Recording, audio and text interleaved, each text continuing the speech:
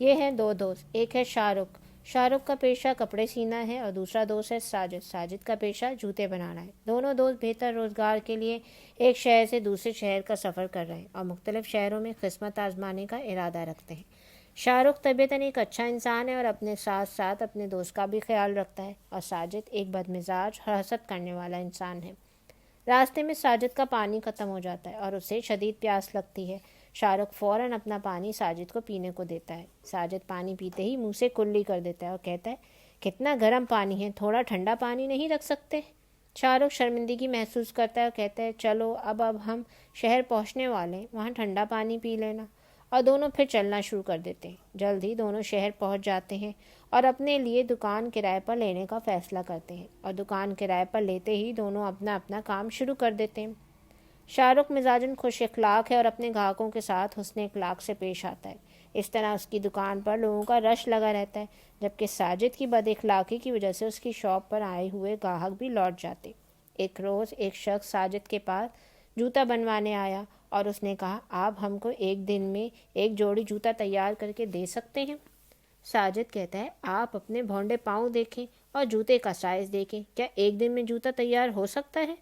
اور دوسری طرف شاہ رخ بہت ساری دولت جمع کر لیتا ہے، اور جب دوبارہ شہر چھوڑنے کا وقت آتا ہے اور آگے جانے کا ارادہ کرتے ہیں دونوں، تو ساجد کہتے ہیں، میرے پاس تو جو پیسے تھے اب تو وہ بھی نہیں ہیں۔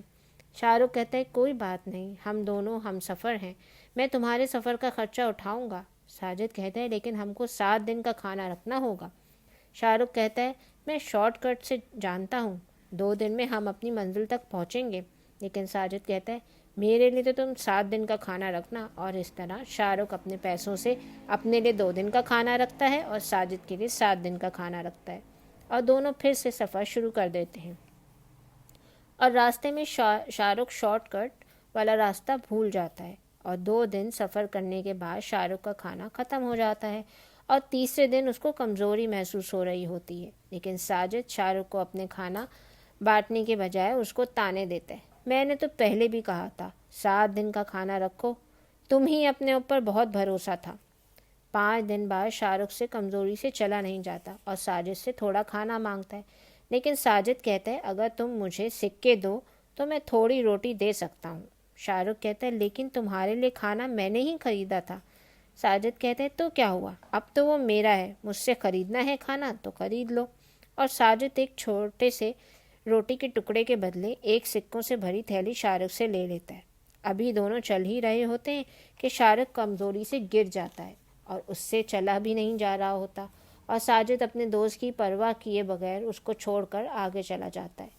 سامنے ایک درخت پر 2 چڑیاں بیٹھی سب دیکھ رہی ہوتی ہیں۔ ان میں سے ایک چڑیا شاہ رخ کو ایک سیب توڑ کر دیتی ہے اور کہتی ہے، یہ کھا لو، اس کو کھاتے ہی تم کو طاقت ملے گی اور تم سفر کرنے کے قابل ہو جاؤ گے۔ اور شاہ رخ ان چڑیاؤں کا شکریہ کرتا ہے اور سیب کھا لیتا ہے، اور واقعی اس کو طاقت و توانائی محسوس ہوتی ہے اور وہ دوبارہ سفر جاری کرتا ہے۔ لیکن سیب بھی جلدی ہضم ہو گیا اور پھر شاہ رخ کو بھوک ستانے لگی۔ نزدیکی تالاب میں شاہ رخ کو بطخیں نظر آتی ہیں اور ایک بطخ کو اٹھا کر کہتا ہے، مجھے معاف کرنا، میں تم کو اگر نہیں کھاؤں گا تو اور چل نہیں سکوں گا۔ بطخ کہتی ہے، میرے چھوٹے چھوٹے بچے ہیں، مجھے مت کھاؤ، مجھ پر یہ احسان کرو۔ اور شاہ رخ بطخ کو چھوڑ دیتا ہے اور بطخ کہتی ہے، میں احسان کا بدلہ ضرور دوں گی۔ اس طرح بھوکا پیاسا ایک بار پھر شاہ رخ سفر شروع کرتا ہے اور اس کو ایک شہد کی مکھی کا چھتا نظر آتا ہے اور کہتا ہے، میں شہد کھا لیتا ہوں تاکہ مجھے طاقت ملے۔ ایک شہد کی مکھی شاہ رخ سے کہتی ہے، خدارا ہمارا گھر نہ خراب کرو، تم تو شہد کھا کے چلے جاؤ گے، لیکن ہمیں اپنا گھر دوبارہ بنانے میں کئی ہفتے لگ جائیں گے۔ اگر تم ہم پر یہ احسان کرو گے تو میں احسان کا بدلہ ضرور دوں گی۔ شاہ رخ کہتا ہے، کوئی بات نہیں، میں آپ کا چھتا خراب نہیں کروں گا۔ اور اس طرح شاہ رخ سفر پر جاری کرتا ہے اور جلد ہی شہر پہنچ جاتا ہے، اور شہر پہنچتے ہی اپنا کام شروع کر دیتا ہے اور اپنے اخلاق اور کام میں مہارت کی وجہ سے لوگوں میں مقبولیت حاصل کر لیتا ہے۔ اور ایک دن شہر کے بادشاہ شاہ رخ کے کام سے متاثر ہو کر اس کو شاہی درزی بنا دیتے ہیں، اور وہیں کچھ کاریگروں کے درمیان ساجد بھی موجود ہوتا ہے، اور وہ یہ بات بالکل برداشت نہیں کرتا کہ شاہ رخ کو بھی شاہی نوکری مل گئی ہے۔ شاہ رخ ہر روز بادشاہ سے اپنے کام کی داد حاصل کرتا اور یہ تعریفیں ساجد سے برداشت نہیں ہوئیں، اور ایک روز ساجد بادشاہ کے پاس جا کر کہتا ہے، شاہ رخ سب لوگوں کے پاس جا کر بہت بڑی بڑی ڈینگیں مارتا ہے. آج کہہ رہا تھا بادشاہ سلامت کے دادا کا کھویا ہوا تاج وہ واپس لا سکتا ہے. اب بادشاہ شاہ رخ کو بلا کر کہتے ہیں ساجد کہہ رہا ہے تم نے کہا ہے کہ تم ہمارے مرے ہوئے دادا کا کھویا ہوا تاج اسے واپس لا کے دے سکتے ہو. شاہ رخ کچھ کہتا اس سے پہلے بادشاہ نے کہا ہمیں 24 گھنٹوں میں تاج چاہیے ورنہ تم یہ محل چھوڑ دینا. اور شاہ رخ پریشان بیٹھا سوچ رہا ہوتا ہے کہ کہاں سے تاج ڈھونڈ کر لائے اور صبح ہوتے ہی محل چھوڑ دیتا ہے. راستے میں شاہ رخ کا گزر اسی تالاب سے ہوتا ہے اور وہی بطخ شاہ رخ سے پریشانی کی وجہ پوچھتی ہے اور وہ ساری کہانی بطخ کو سناتا ہے. اور بطخ بتاتی ہے ایک دفعہ بادشاہ کے دادا اس تالاب پر پانی پینے کے لیے رکے تھے اور ان کا تاج اس تالاب میں ہی گر گیا تھا اور وہ تاج اب بھی تالاب کی تہہ میں موجود ہے. اب بطخ فوراً غوطہ لگاتی ہے اور سمندر کی تہہ سے تاج لا کر شاہ رخ کو دیتی ہے اور شاہ رخ خوشی خوشی وہ تاج بادشاہ کو لے جا کر دے دیتا ہے اور شاہ رخ بادشاہ سے داد حاصل کرتا ہے. لیکن ساجد یہ سب برداشت نہیں کر پاتا اور اگلے ہی روز بادشاہ کے پاس جا کر کہتا ہے کل شاہ رخ کہہ رہا تھا میں اس محل کا ہو بہو مومی مجسمہ تیار کر سکتا ہوں.